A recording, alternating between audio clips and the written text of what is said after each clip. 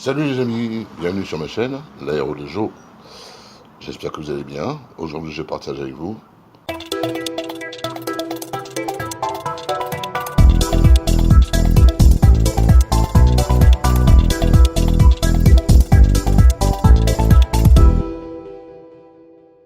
les décisions tardives. Courant décembre, saison de pluie en Guyane. Je projette un vol de loisir. La météo n'est pas géniale, mais le temps reste volable. Je prépare un TB9 Tampico pour ce vol. J'ai à mon bord deux jeunes collègues pour leur baptême de l'air. Un vol local, bordure de mer, d'une vingtaine de minutes. La doc de bord, de Villemas et dossier météo sont checkés. Visite pré-vol intérieur, extérieur, check également. Comme pour tous mes vols, je fais le full carburant, prévu dans le devis de masse, suffit de moins à gérer pour le cas où. La piste 08 est en service.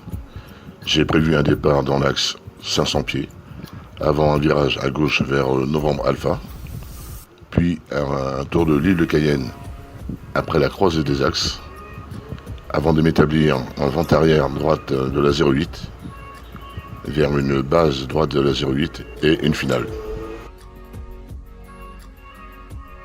Seulement voilà, en début de vol côtier et avant la croisée des axes, je me heurte à un mur blanc, à une formation nuageuse déplacée à grande vitesse sur ma route. La météo évolue très vite en Guyane. Tous les pilotes y font face au moins une fois au cours de leur vol. Je décide un retour sur mes pas pour une intégration en vente arrière gauche de la 08. La formation s'élargit et couvre tout le terrain. Bizarrement, sûrement en raison du relief, elle ne bouge plus. Impossible de rentrer en vente arrière gauche. Je reste donc en secteur côtier et j'en profite pour initier mon passager avant au cheval du pilotage. Virage à droite, à gauche, montée, descente. Il est aux anges, savourant le plaisir de gérer son propre vol. J'interroge régulièrement la tour sur la situation sur le terrain et toujours la même réponse. Le grain ne se déplace plus. Il faut donc rester en vol d'attente. Je poursuis la balade durant 30 minutes environ en attente d'une amélioration. Jusqu'au moment où je note que la météo se dégrade également sur Kourou, ville voisine. Cet aérodrome est interdit au trafic extérieur, géré par les militaires en raison de la présence des installations d'Ariane Espace. Mais en cas d'urgence, Kourou se trouve menacé par les Stratus et je prends la décision de m'y dérouter avant de ne plus pouvoir me poser nulle part.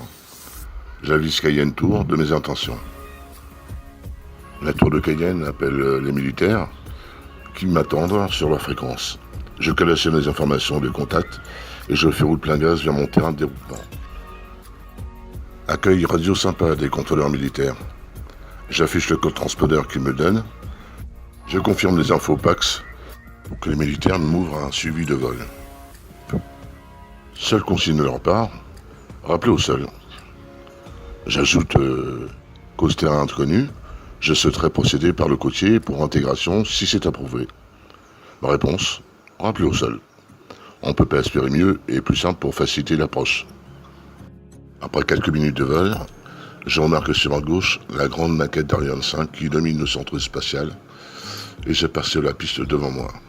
Atterrissage sous la pluie. Je libère la piste, puis le taxiway, et je parque l'avion devant le clubhouse de l'aéroclub local. Et avec l'autorisation des pilotes du site, j'offre une boisson à mes passagers trop heureux de ce vol prolongé. Le temps passe, mon téléphone vibre. Mon patron pilote lui aussi, informé de mon déroutement météo, et rassuré de nous savoir au sol. Dans la foulée, il me lance « Tu as 30 minutes pour rentrer, la dépression est partie, mais une autre est attendue. » J'annonce à mes passagers un départ immédiat, check pré-vol rapide, mais consciencieuse, appel radio aux militaires pour la mise en route, et roulage dans la foulée pour m'aligner. C'est reparti. Ici aussi, la pluie est partie et le temps est partiellement enlevé. Puissance appliquée sur les freins. Rotation. Je prends le cap et je fonce sur Cayenne. Remerciant les militaires pour leur accueil, je passe avec Cayenne Tour Ma demande d'intégration en arrière gauche de la 08 est approuvée. Je procède au plus court pour poser le TB9 et un roulage réduit au possible avant de prendre l'appui. L'avion est au parc. Check fin de vol. On met les cales et on court vers le bureau sous une pluie battante. En conclusion, un plein m'a dispensé d'un stress lié à la gestion carburant. Deuxièmement, bien que sachant que Kourou était interdit, je n'avais pas d'autre option de déroutement. Il fallait prendre la décision, je l'ai prise. La météo m'a confirmé que j'avais pris la décision dans des moments opportuns. Ma bonne étoile et mon ange gardien ailé m'ont bien épaulé durant ce vol aussi.